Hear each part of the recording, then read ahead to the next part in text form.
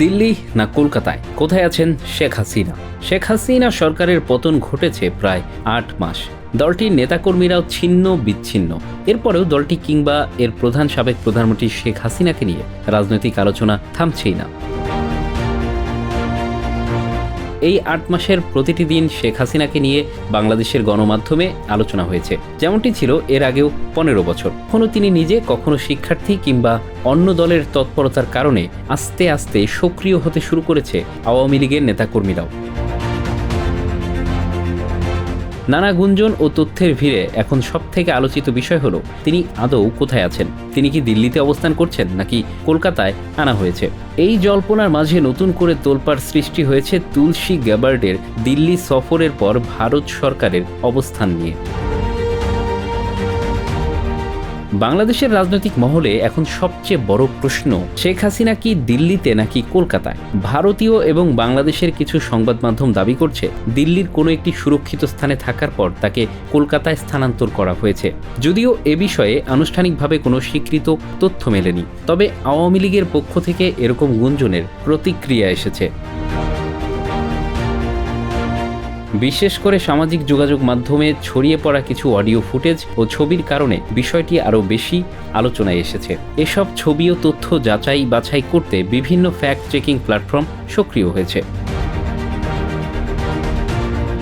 গত ১৫ বছরে দিল্লির সঙ্গে শেখ হাসিনার সম্পর্ক নানা মোড় নিয়েছে, কখনো অটুট বন্ধুত্ব, কখনো কূটনৈতিক টানাপোড়েন। সাম্প্রতিক সময়ে ভারত সরকারের পক্ষ থেকে শেখ হাসিনাকে শিক্ষা দেওয়ার কৌশল নেওয়ার বিষয়টি রাজনৈতিক বিশ্লেষকদের আলোচনার কেন্দ্রবিন্দুতে এসেছে। দিল্লির নীতি নির্ধারকরা কি শেখ হাসিনাকে আরও একবার ক্ষমতায় দেখতে চান, নাকি তাকে নিয়ে নতুন কোনো পরিকল্পনা আছে? সে বিষয়ে স্পষ্ট কিছু জানা যাচ্ছে না। তবে ভারত যদি তাকে কলকাতায় স্থানান্তর করে থাকে এবং সেখানে তিনি আওয়ামী লীগের শীর্ষ নেতাদের সঙ্গে বৈঠক করে থাকেন, তাহলে এটি বিরোধীদের জন্য বড় দুশ্চিন্তার কারণ হতে পারে বলে মনে করা হচ্ছে। রাজনৈতিক বিশ্লেষকরা মনে করছেন শেখ হাসিনার ভারত সফরের গুঞ্জনের সঙ্গে মার্কিন গোয়েন্দা কর্মকর্তা ও কংগ্রেস সদস্য তুলসী গ্যাবার্ডের সাম্প্রতিক দিল্লি সফরের সম্পর্ক থাকতে পারে। তুলসী গ্যাবার্ডের সফরের পর ভারতীয় রাজনৈতিক অঙ্গনে কিছু পরিবর্তন লক্ষ্য করা গেছে। আওয়ামী লীগের নেতাকর্মীদের মধ্যে হঠাৎ আত্মবিশ্বাস দেখা যাচ্ছে, যা তাদের রাজনৈতিক পরিকল্পনার নতুন ইঙ্গিত দিচ্ছে। কিছু রাজনৈতিক মহল আশঙ্কা করছে কলকাতায় বসে আওয়ামী লীগ যদি ১৯৭১ সালের মতো একটি প্রবাসী সরকার ঘোষণা করে এবং আন্তর্জাতিকভাবে স্বীকৃতি পায়, তাহলে বাংলাদেশের জন্য বড় সংকট তৈরি হতে পারে।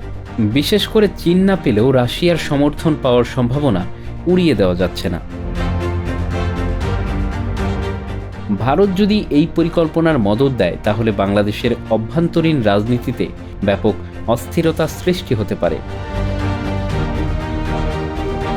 এ বিষয়ে বাংলাদেশ সরকার বা সেনাবাহিনীর পক্ষ থেকে কোনো আনুষ্ঠানিক প্রতিক্রিয়া পাওয়া যায়নি। তবে শেখ হাসিনার সম্ভাব্য অবস্থান ও রাজনৈতিক ভবিষ্যৎ নিয়ে সরকার যে চিন্তিত, তা বিভিন্ন কূটনৈতিক তৎপরতা থেকে অনুমান করা যায়।